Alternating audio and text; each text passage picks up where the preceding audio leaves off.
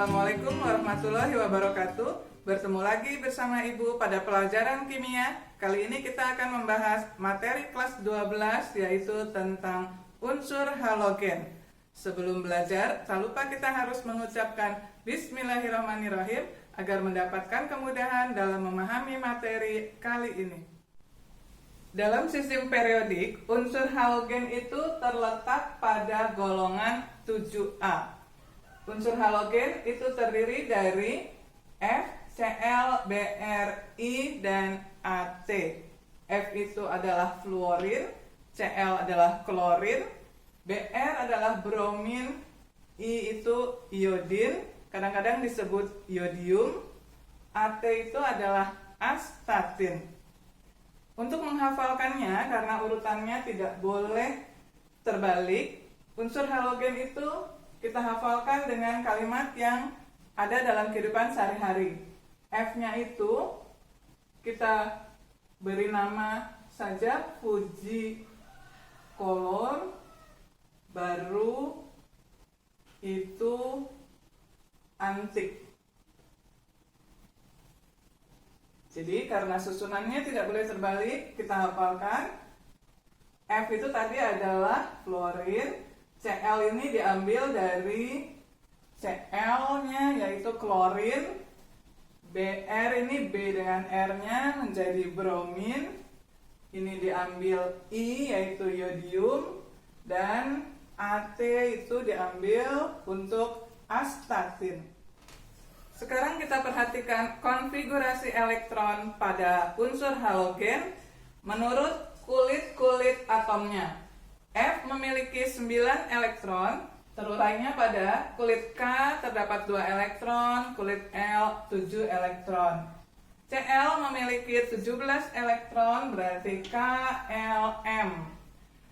35 bromin, berarti pada konfigurasinya adalah 2, 8, 18, 7 KLmn, dan seterusnya. Perhatikan jumlah elektron valensi pada unsur halogen itu semuanya berjumlah 7. Ini artinya sangat mudah menangkap elektron karena hanya membutuhkan 1 elektron untuk menjadi stabil. Karena itu disebut unsur yang sangat reaktif atau sangat mudah menangkap elektron.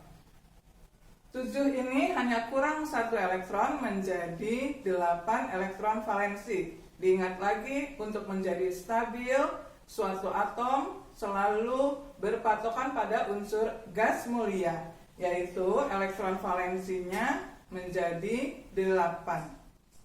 Selanjutnya kita akan membahas sifat-sifat unsur halogen.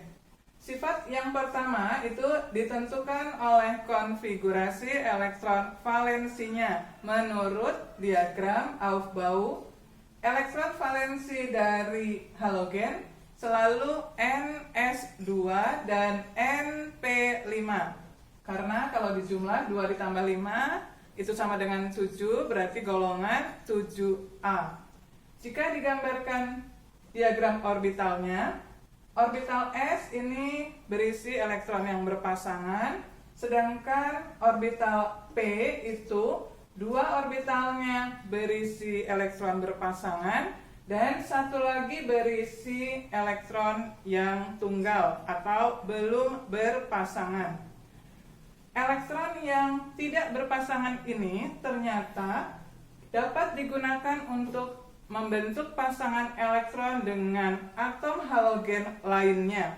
Sehingga dalam keadaan bebas, halogen itu tidak ditemukan berdiri sendiri, melainkan selalu membentuk molekul diatomik, yaitu F2, Cl2, Br2, dan I2.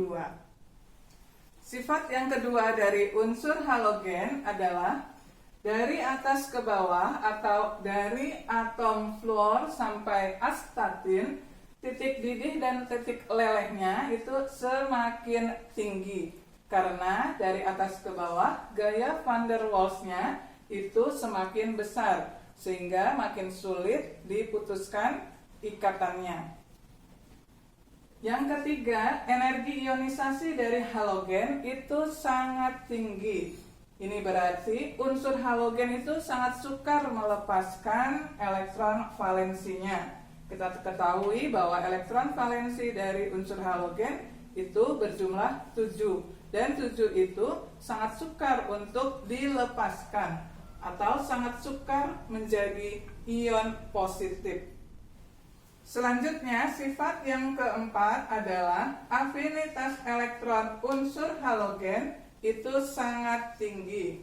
Yang berarti unsur halogen itu sangat mudah menangkap elektron dan membentuk ion negatif.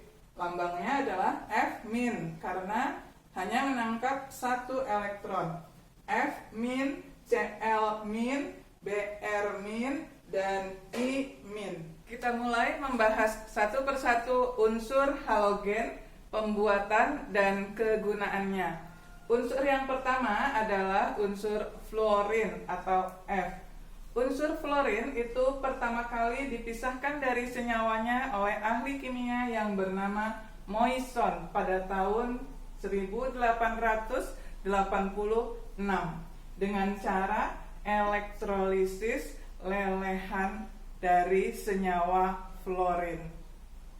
Kemudian senyawa HF itu dapat digunakan untuk mengukir kaca karena dia bisa bereaksi dengan zat pembentuk kaca yaitu silikon oksida. Reaksinya adalah seperti ini, 4HF ditambah SiO2, ini adalah bahan pembentuk kaca, menghasilkan SiF4 dan H2O.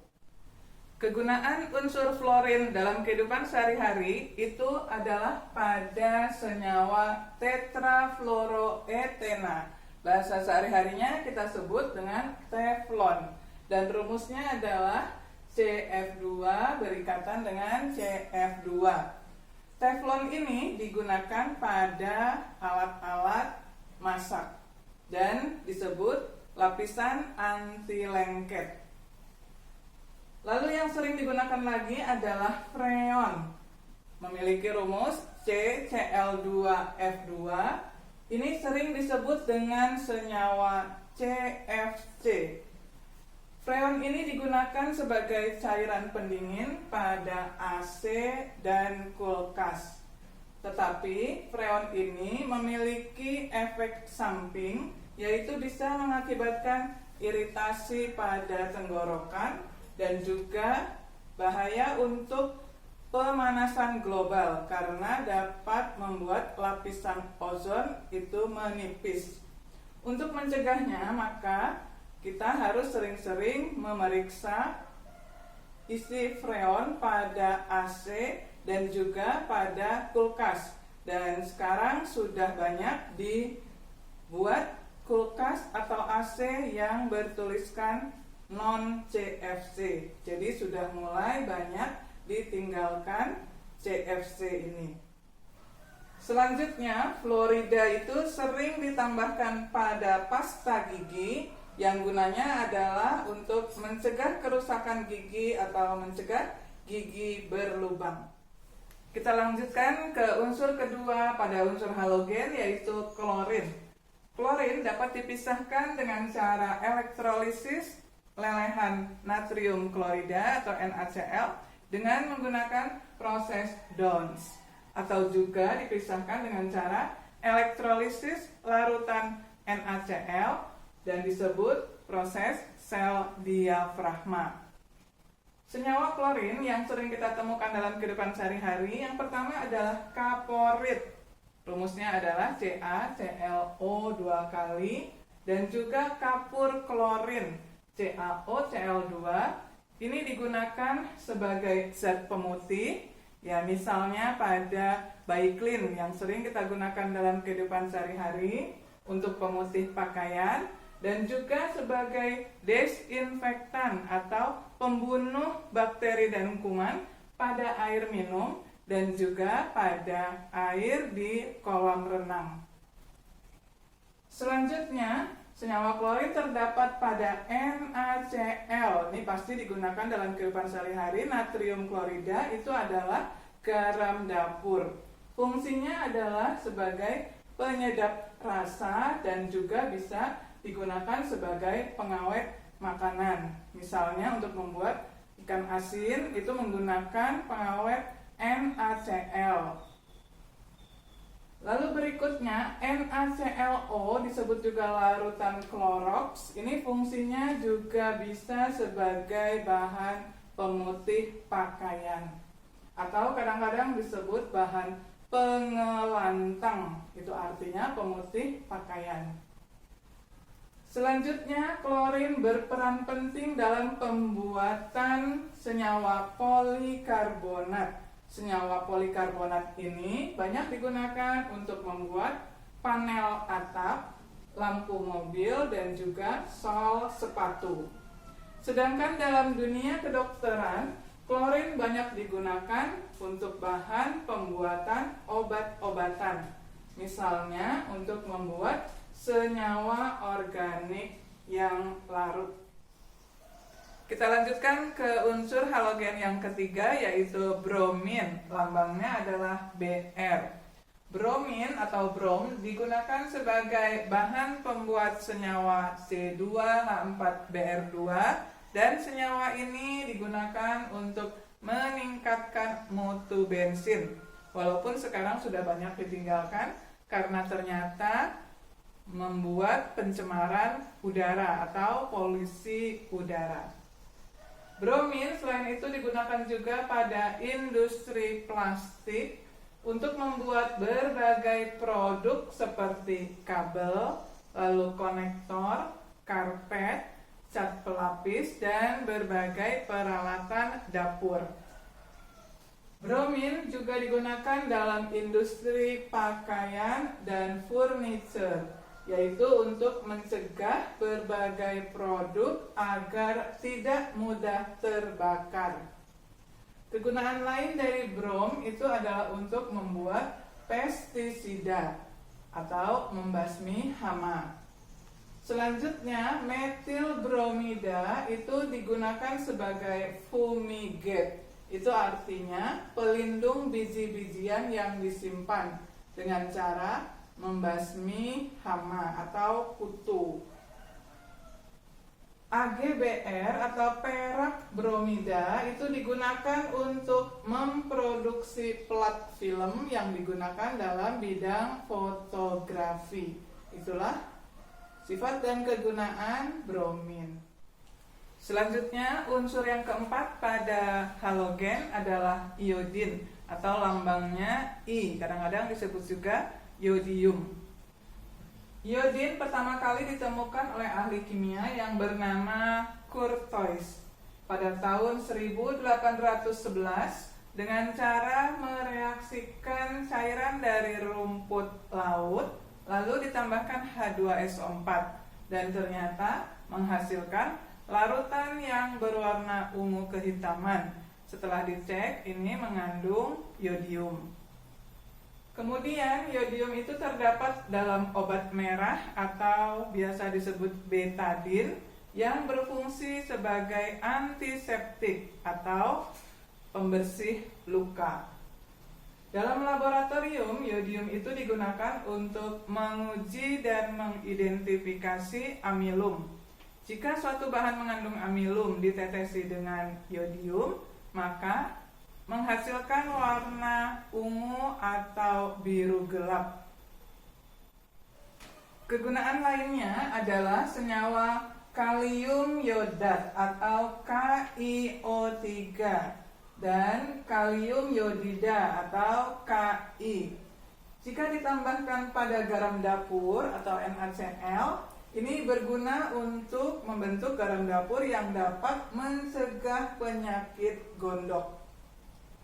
Selanjutnya, perak yodida atau AgI digunakan dalam pembuatan film, yaitu bidang fotografi. Iodoform atau rumusnya adalah CHI3 itu digunakan pada lensa Polaroid dan bisa digunakan juga sebagai bahan antiseptik. Dan Ki atau kalium iodida punya fungsi lain, yaitu dapat digunakan sebagai obat anti jamur. Selanjutnya adalah unsur yang terakhir pada golongan halogen atau golongan 7A, yaitu astatin. Astatin berasal dari bahasa Yunani, yaitu astatos, yang artinya tidak stabil. Tidak stabil ini karena astatin merupakan unsur radioaktif yang berumur pendek, dan yang paling stabil itu hanyalah astatin isotopnya dengan nomor 210 nomor atomnya dan waktu paruhnya sebesar 8,1 jam.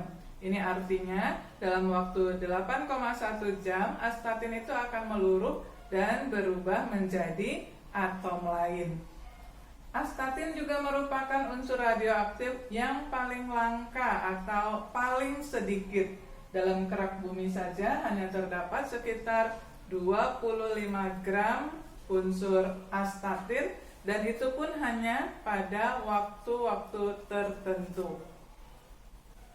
Kegunaan astatin adalah sebagai pelacak radioaktif karena sifatnya adalah bersifat radioaktif dan bisa digunakan untuk radioterapi dalam pengobatan penyakit kanker. Dan kemudian astatin bisa juga digunakan untuk mengidentifikasi dan mengukur reaksi kimia. Ini juga berkaitan dengan sifat astatin yang radioaktif. Selanjutnya kita akan membahas beberapa contoh soal tentang unsur halogen. Soal yang pertama, unsur halogen mudah bersenyawa dengan logam membentuk senyawa ion. Kalian diminta menentukan senyawa ion yang tepat antara A, B, C, D, E. Kita ingat lagi, senyawa ion itu terbentuk antara unsur logam dan unsur non-logam. Di sini unsur non-logamnya adalah unsur halogen. Kita periksa yang pertama, NaCl. Itu betul Na-nya logam, Cl-nya non-logam. Tetapi ini yang salah adalah angka 2-nya, karena kita tahu Na itu adalah golongan 1A. Maka seharusnya rumus yang tepat itu harusnya adalah NaCl. Jadi bukan ada angka 2-nya di belakang, karena Na itu valensinya adalah 1 dari golongan 1A. Sedangkan yang B justru Mg itu dari golongan 2A. Ini juga salah, maka yang betul itu adalah rumusnya MgCl2, karena Mg itu berasal dari golongan 2A atau alkali tanah. Jadi yang A dan B ini salah. Kita periksa yang C, AlCl3. Al itu berasal dari golongan 3A. Maka ini rumusnya adalah tepat, AlCl3. Kita periksa dulu yang D dan E. Ini kenapa salah? Karena Si dan P itu adalah non-logam. Jadi ikatan yang terbentuk bukan ikatan ion, melainkan ikatan kovalen. Dan senyawa D dan E ini disebut senyawa kovalen. Contoh soal nomor 2. Di antara senyawa klorin berikut, kalian diminta menentukan manakah yang merupakan asam paling kuat. Yang harus diingat itu adalah semakin banyak atom oksigen yang terikat atau ditulis di sini, semakin banyak jumlah atom O yang diikat, maka akan semakin kuat asamnya.